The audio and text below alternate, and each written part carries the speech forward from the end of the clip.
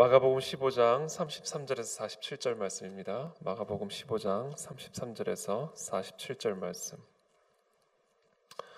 한 절씩 교독하겠습니다. 제6시가 되매 온 땅에 어둠이 임하여 제9시까지 계속하더니 제9시에 예수께서 엘리 엘리 라마 사박다니 하시니 이를 번역하면 나의 하나님 어찌하여 나를 버리셨나이까 하는 뜻이라. 곁에 섰던 중 어떤 이들이 듣고 이르되 보라 엘리야를 부른다 하고 한 사람이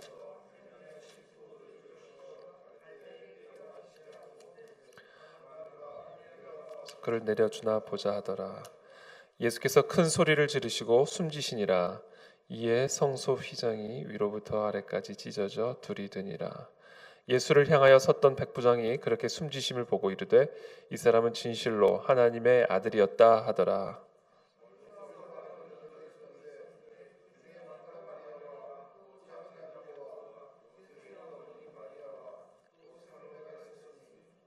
이들은 예수께서 갈릴리에 계실 때에 따르며 섬기던 자들이요 또 이외에 예수와 함께 예루살렘에서 올라온 여자들도 많이 있었더라.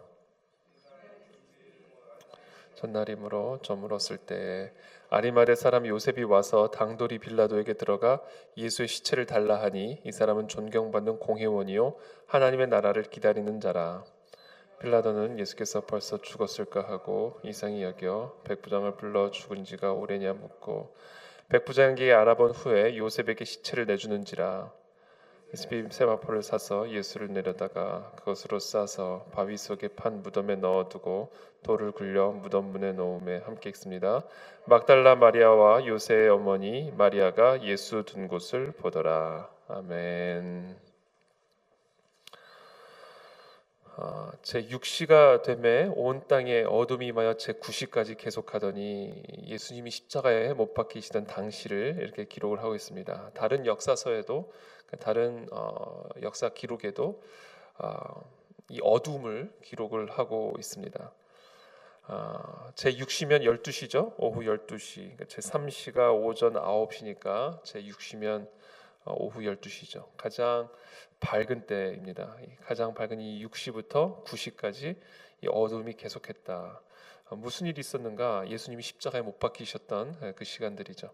제9시에 예수께서 크게 소리 지르시되 엘리 엘리 라마 사박다니 하시니 이를 번역하면 나의 하나님 어찌하여 나를 버리셨나이까 하는 뜻이라.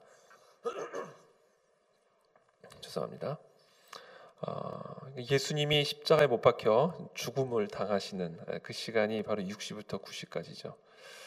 예수님이 죽으시자, 그러니까 예수님이 십자가에 못 박혀 죽으시자 온 세상이 함께 어둠이 임했다라는 이 연관성은 창조주와 피조물 간의 연관성이라고도 볼 수가 있죠. 모든 만물이 그리스도로 말미암아 나타났는데 그 모든 만물을 창조하신 그리스도께서 이 온 땅을 창조하신 그리스도께서 십자가에 못 박혀 죽임을 당하시니 그 피조물이 어떻게 존재할 수 있겠으며 그 피조물이 어떻게 빛을 발할 수가 있겠습니까? 이 예수님이 십자가에 못 박혀 죽임을 당하시는 이때 이 온 땅이 어두워지는 것은 필연입니다. 저는 이것을 통해서 몇 가지를 묵상을 했는데 일단 첫 번째는 그리스도와 나는 한 몸이다라는 것이죠. 그리스도와 이 땅은 한 몸이다. 모든 만물이 그리스도로 말미암아 지어졌기 때문에 그리스도께서 십자가에 못 박혀 죽임을 당하실 때 온 세상도 어둠과 흑암과 죽음 가운데 거할 수밖에 없음을 오늘 이 본문은 보여줍니다. 반대로 그 그리스도께서 죽음을 이기시고 살아났다면 우리 역시 그 그리스도 안에서 죽음을 이기는 참된 능력, 권능과 승리를 함께 누리게 된다라는 것이죠. 그래서 오늘 이 본문은 그리스도와의 연합, 그리스도와 나와의 연합을 보여주고 있습니다. 그리스도와 나는 한 몸이다, 하나다라는 것이죠. 예수님의 죽으심을 통해 우리도 다 함께 죽었다. 이것이 오늘 이 본문을 통해서 제가 묵상한 것입니다. 예수님이 우리를 대신하여 십자가에 못 박혀 죽임을 당하신 것은 우리의 모든 죄를 속량하시기 위함이다라는 것이죠. 이 죄는요 스스로 사라지지 않습니다. 죄는 반드시 심판을 통해서만 사라집니다. 그렇기 때문에 이 죄가 사해지는 방식은, 죄를 사할 수 있는 유일한 방법은 심판밖에 없다라는 것이죠. 심판. 그렇기 때문에 죄를 지은, 우리가 죄 가운데 있는 우리 모두는 다 진노 가운데, 하나님의 진노 가운데 심판을 받아 진멸을 당할 수밖에 없는 존재들입니다. 우리는 오직 심판을 통해서만 우리의 죄의 문제를 해결할 수가 있습니다. 근데 하나님께서는 우리를 사랑하시기 때문에 하나님의 아들을 우리 인간의 모양으로 보내셔서 우리를 대신하여 십자가에서 죽임을 당하게 하심으로, 모든 인류와 모든 만물의 대표이신 그리스도께서 우리를 대신하여 십자가에서 우리의 죄값을 지불하심으로, 심판받으심으로 말미암아 우리의 모든 죄를 속량해 주셨다라는 것이죠. 이것이 바로 그리스도의 죽음과의 연합이 의미하는 바입니다. 우리는 다 십자가에 못 박혀 죽임을 당해야 하는 죄인들입니다. 그러나 예수 그리스도께서 우리를 대신하여 우리의 모든 죄값을 십자가에서 대신 지불하심으로 말미암아 우리는 그리스도의 의롭다함을 얻는 하나님의 자녀가 되었다라는 것이죠. 특별히 예수님께서 십자가에서 못 박혀 죽임을 당하실 때 성소 휘장이 위로부터 아래까지 찢어져 둘이 되었다, 이렇게 기록을 하고 있습니다. 38절에 보면 성소의 휘장이 위로부터 아래까지 찢어져 둘이 되니라. 성소와 지성소를 구분짓는 이 휘장이 위에서부터 아래로 찢어졌다라는 것입니다. 이 지성소는 대제사장이 1년에 한 번만 들어갈 수 있는 하나님의 임재가 있는 그러한 장소죠. 그러나 우리는 이제 예수 그리스도의 죽음과 연합하여 우리의 대제사장이신 그리스도의 그 죄의 속량의 역사를 의지하여 그리스도와 함께 그 지성소에 들어갈 수 있는 담력을, 권세를, 또 은혜를 얻게 되었다라는 것을 오늘 예수님의 이 죽음 당시 나타난 이런 모든 사건을 통해 우리에게 가르쳐주고 있습니다. 오늘 이 아침에 우리 이 담력을 가지고 그리스도의 보좌 앞에, 은혜의 보좌 앞에 담대히 나가는 저와 여러분들이 되시기를 축복합니다.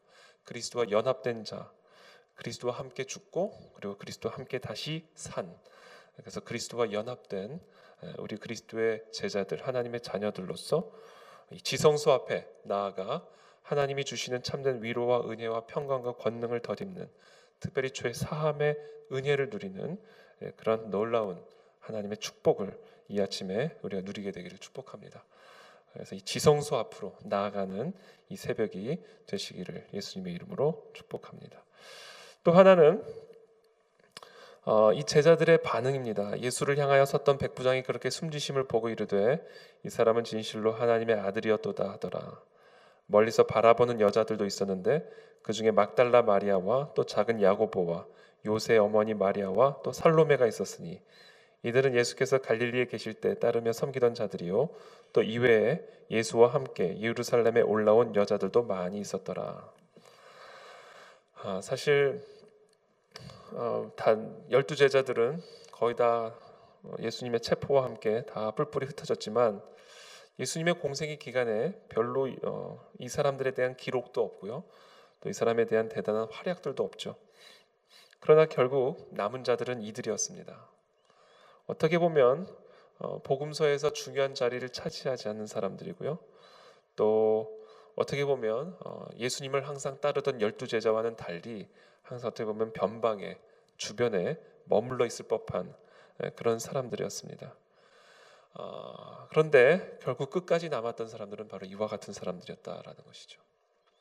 말로 뭐라고 하고 행동이 크고, 말이 크고 행동이 큰 거, 이거 별로 베드로를 보면 그것이 꼭 그 사람의 마음의 중심은 아닌 것 같아요.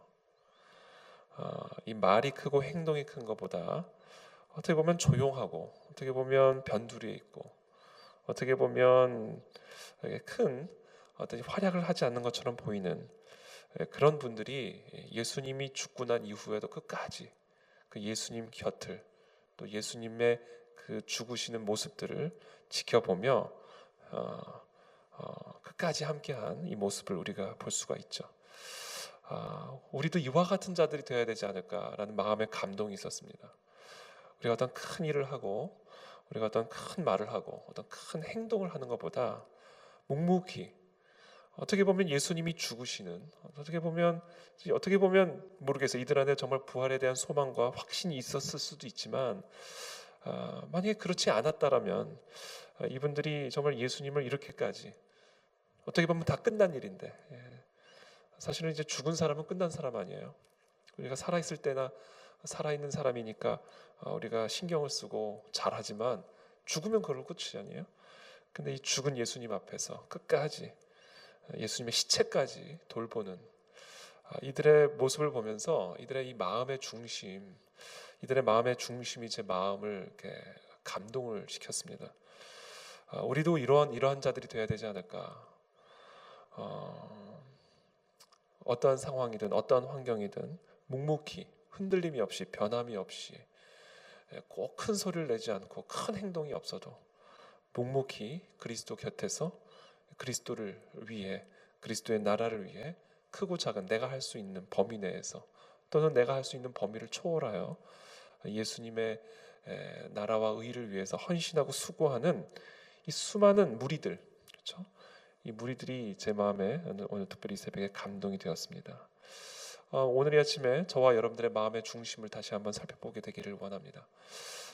나는 주님을 어떤 마음의 자세로 따르고 있는가? 정말 주님이 더 이상 내 삶에 어떠한 보장도 해주지 않는다면, 어떻게 보면 제자들은 오른쪽 자리, 왼쪽 자리 기대하면서 예수님 따라갔을지 모르죠.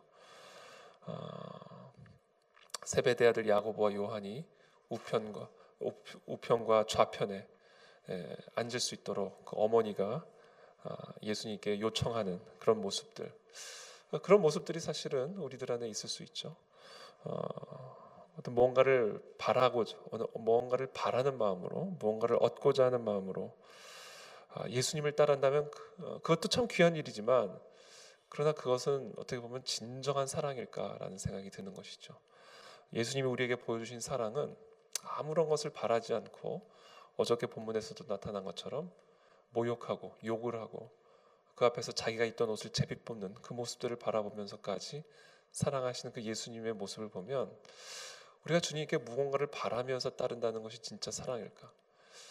예수님으로부터 무언가를 기대하는 마음으로 우리가 따라간다는 것이 정말 그것이 진정한 사랑일까?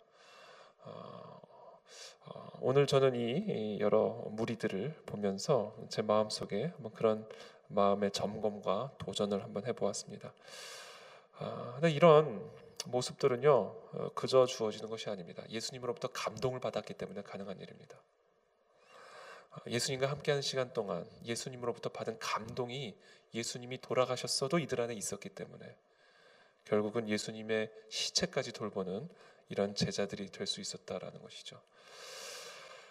그래서 저는 먼저 우리는 이와 같은 제자들의 모습이 우리 안에 회복되기 위해서 우리는 먼저 우리 그리스도로부터 참된 감동을 받아야 됩니다. 이 감동이 없이는 우리는 그리스도를 섬길 수 없습니다. 이 감동이 없이는 우리는 그리스도를 온전하게 섬길 수가 없습니다.